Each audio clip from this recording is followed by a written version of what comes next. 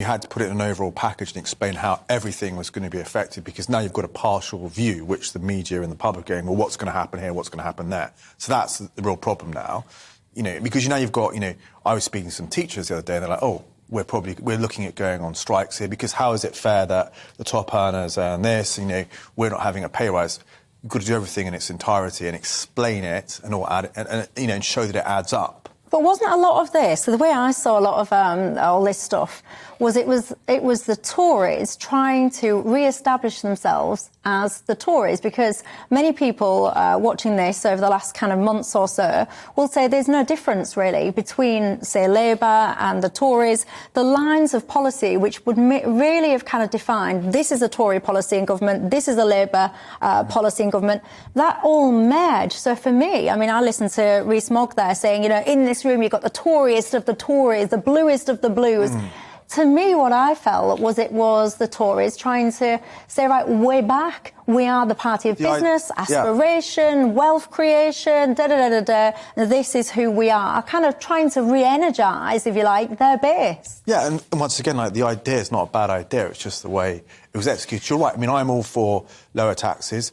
There is plenty of fat which can often be cut in government without affecting frontline services, but they needed to explain that as part of the package. I'm not sure there's a lot left. But really importantly, they haven't got a mandate for this, because it is absolutely clear that, Jacob Rees-Mogg might talk about the Islington Labour, but, what the Tories are concerned with is the financial district of the City of London. It's the City of London. And where is the levelling up? Where's the levelling up if you're going to make more cuts in public services, if you're not going to uprate benefits as you promised?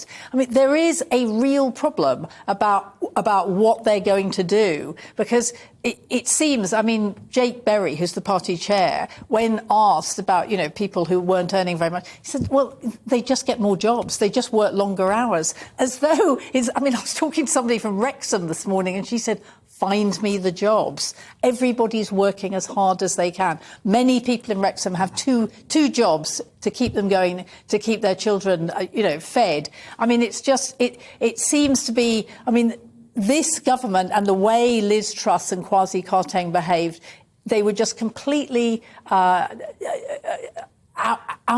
completely out of touch with real people.